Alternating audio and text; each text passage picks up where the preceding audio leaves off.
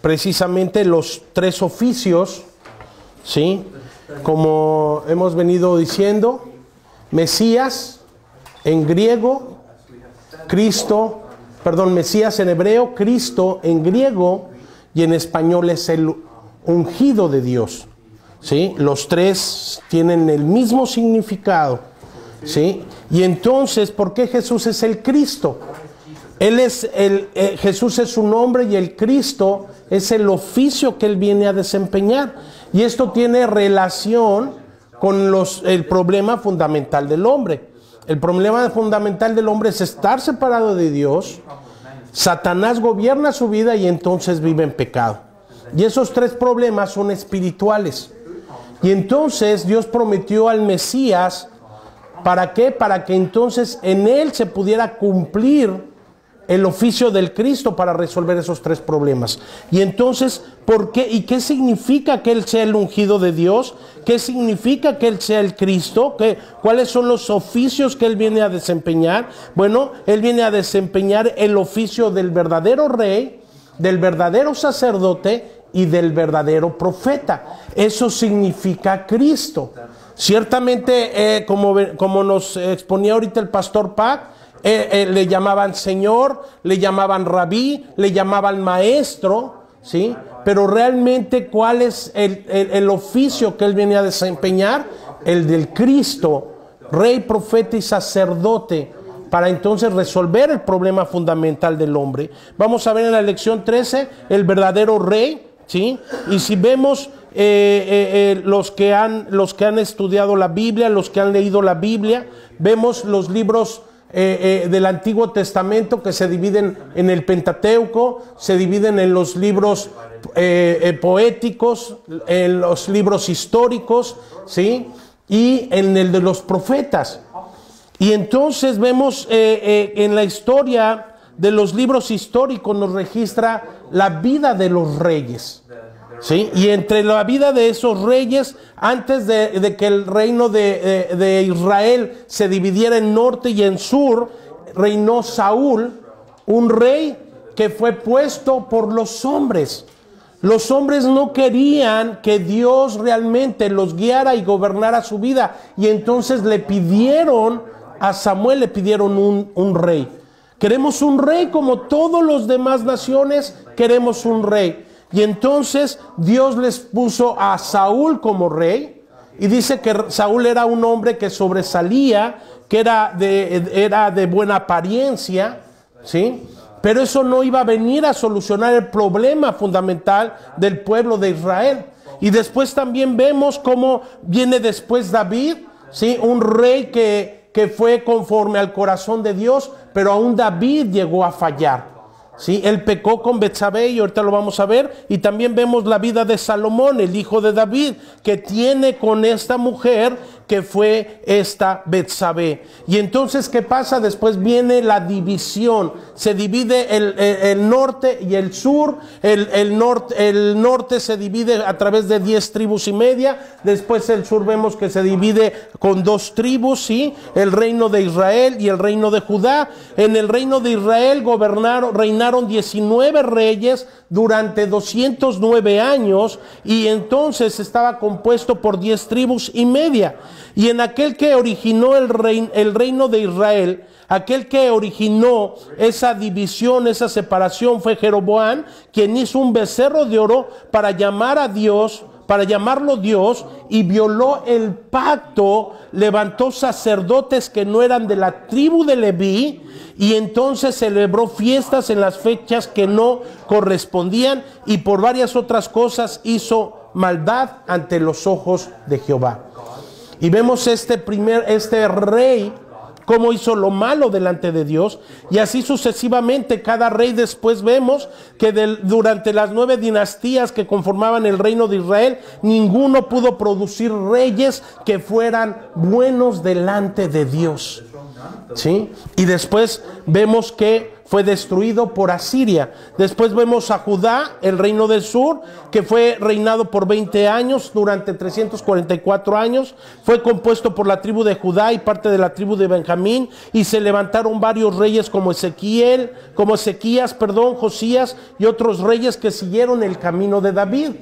Pero aún dentro de todo eso, ningún rey pudo cumplir a cabalidad lo que Dios le mandaba. Todos los reyes de Israel fallaron. Y entonces, ¿qué pasa? El reino del sur también fue destruido por Babilonia. Y entonces no pudieron realmente solucionar el problema de la humanidad. Y entonces, ¿qué pasó? El mensaje de Dios a través de la historia, ¿cuál era? Si vemos específicamente los profetas, era Dios hablando al pueblo para que volviesen a Dios. Era Dios una y otra vez hablándole al pueblo para que se arrepintieran de su pecado y realmente pudieran hacer cumplir el pacto que Dios había establecido.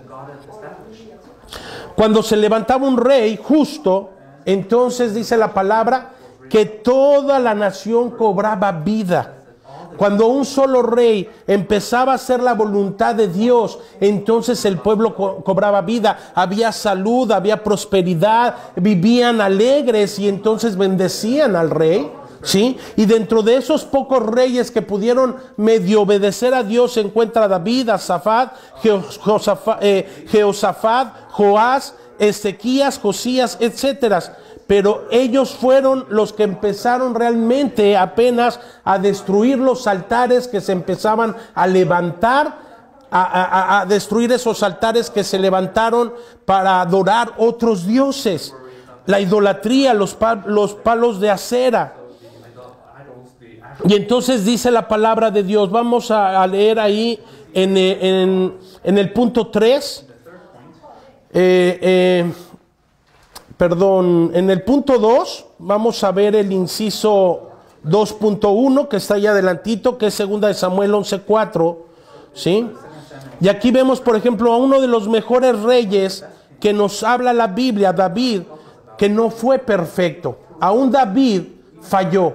¿Sí? Y en 2 Samuel vemos la historia que dice que envió David mensajeros y tomó y vino a él y durmió con ella, y luego ella se purificó de su inmundicia y se volvió a su casa.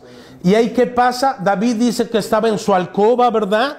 Estaba ahí solo, su ejército había ido a la guerra. ¿Qué tenía que hacer el rey? El rey tenía que acompañar al pueblo a la guerra, por eso era el rey era el que tenía que ir adelante. Pero sin embargo ahí David, ¿qué hizo? Se quedó, y entonces estando en su alcoba se asomó y vio a esa mujer hermosa, a Betsabé, y entonces en ese momento la deseó David.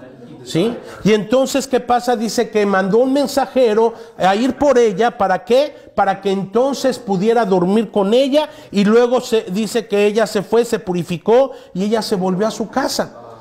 Pero David empezó a maquinar aún después cómo deshacerse de su esposo. Lo mandó traer, el esposo llegó de la guerra, el esposo, dice la escritura, que se quedó de guardia en la habitación de su rey, ¿sí? Pero él ni siquiera se percató de lo que él estaba haciendo, ¿sí? Y entonces dice en Samuel 11:15 que él escribió una carta diciendo: poned a Urías al frente en lo más recio de la batalla y retiraos de él para que sea herido de muerte, ¿sí? Ese rey que Israel le llamaba el cantor de Israel, ese rey que pareciera que era excelente rey, él maquinó maldad en su corazón, ¿sí? Ciertamente no se le recuerda así a David, pero vemos que aún ese rey, el rey David, falló, ¿sí? Por eso tenía que venir el verdadero rey, el que iba a venir a solucionar el problema fundamental del hombre. Solamente el verdadero rey. En 2 Samuel 24:1 dice que volvió a encenderse la ira de Jehová contra Israel e incitó a David contra ellos a que dijese: ve, haz un censo de Israel y de Judá. Ya en los últimos días del rey David, dice la palabra que entonces David mandó a censar, desobedeciendo totalmente lo que Dios le había dicho.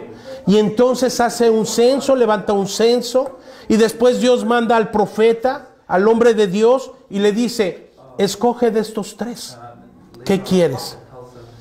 7 años de hambruna, ¿sí? O 3 meses de persecución de tus enemigos, o 3 años de peste. ¿Y qué escogió David? Los 3 años de peste. Y murieron, dice la palabra que murió una cantidad tremenda de hombres. Y después se arrepintió. Y después se arrepintió. Pero entonces, ¿qué era necesario? Era el verdadero rey que solamente podía vencer a Satanás. Por eso Jesús es el Cristo, el Mesías. Tenía que venir el verdadero rey. Y entonces, un verdadero rey, ¿qué era lo que hacía? Gobernaba correctamente. Un verdadero rey que hacía, defendía a su pueblo. Un verdadero rey que hacía, estaba para vencer realmente al enemigo, ¿sí? Y entonces, ¿qué es lo que viene a hacer nuestro Señor? Vemos en el Salmo 2:6, dice, pero yo he puesto mi rey sobre Sión, mi santo monte. Y entonces empezamos a ver en todos los salmos cómo empieza a hablar de ese rey. El verdadero rey que viene a solucionar, que viene a gobernar, el que viene a vencer a Satanás. En el Salmo 18:50 dice, grandes triunfos da a su rey, y hice misericordia a su ungido, a David y a su descendencia para siempre. Luego vemos un texto muy significativo entre los cristianos, que es Isaías 9, versículos 6 y 7, y dice, porque un niño nos es nacido, hijo nos es dado, y el principado sobre su nombre, y se llamará su nombre admirable, consejero, Dios fuerte, Padre eterno, príncipe de paz. Lo dilatado de su imperio y la paz no tendrán límite sobre el trono de David y sobre su reino, disponiéndolo, confirmándolo en juicio y en justicia desde ahora y para siempre. El celo de Jehová de los ejércitos hará esto. Y entonces 700 años atrás el profeta Isaías ya estaba hablando de aquel rey que Dios había prometido desde Génesis 3:15, la simiente de la mujer que iba a venir a aplastar la cabeza de Satanás. Y era necesario que viniera el verdadero rey. Es el verdadero rey que vence al enemigo. ¿A quién? A Satanás. En Hebreos 2:14 nos dice, así que por cuanto los hijos participaron de carne y sangre, él también participó de lo mismo, para entonces destruir por medio de la muerte aquel que tenía el imperio de la muerte, esto es, al diablo. Por eso cuando vemos que el Señor, en el momento que Él va a la cruz, y Él dice, consumado es, Él consumó todo ahí en la cruz. Él recibe el pecado de la humanidad, ¿sí? Y entonces a través de la muerte, Él vence a aquel que tenía el imperio de la muerte. Cuando baja y dice que entonces baja a lo profundo y dice que lleva cautiva la cautividad, ¿sí? Él le da muerte a la muerte y le quita las llaves del imperio de la muerte a aquel que la tenía, que era Satanás. Por eso tenía que venir el Cristo para que viniera a solucionar ese problema que ningún rey pudo solucionar. Todos los reyes hasta hoy están muertos, mas mi Redentor vive y reina para siempre. En primera de Juan 3:8 dice, el que practica el pecado es del diablo, porque el diablo peca desde el principio. Para esto apareció el Hijo de Dios, para deshacer precisamente las obras del diablo. Y entonces Jesús es el verdadero rey. En Juan 1:49 dice, respondió Natanael y le dijo, Rabí, tú eres el Hijo de Dios, tú eres el Rey de Israel, ¿sí? Pero aún ahí a Natanael ni siquiera se imaginaba, porque todavía a Jesús, sus discípulos lo veían como ese rey que iba a venir a restaurar el problema político del pueblo. Lo estaban viendo como un rey en la carne, ¿sí? Aquel que iba a venir a solucionar el problema en el cual Israel estaba metido, que lo gobernaba el imperio romano, y aún así lo seguían viendo como ese rey. no como el rey prometido, como el rey que nos hablaba los salmos y los profetas. En Hechos 5:31 dice: a este Dios he exaltado con su diestra por príncipe y salvador, para dar a Israel arrepentimiento y perdón de pecados.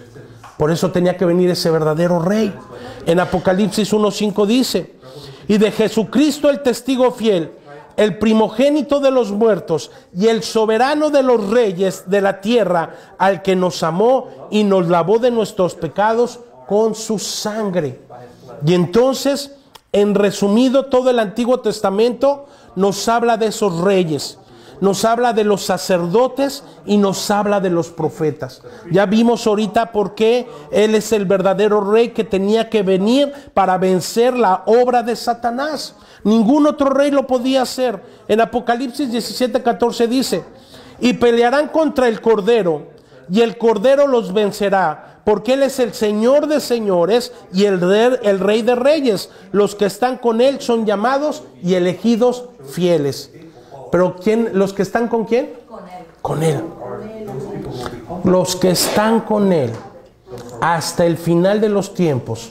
Dice la palabra que ellos serán llamados elegidos y fieles. Y entonces después vemos en el Pentateuco, ¿sí?, de Moisés, los 5 primeros libros, vemos el oficio de sacerdote. Como decía el pastor Pac, anteriormente nada más se ungían 3 oficios. Se ungían a los reyes, se ungían a los profetas y se ungían a los sacerdotes.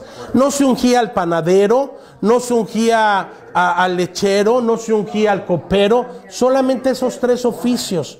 Por eso todo el Antiguo Testamento nos va mostrando, es una sombra de lo que había de venir. Es la sombra de aquel que iba a venir realmente a cumplir esos 3 oficios eternamente y perfectamente.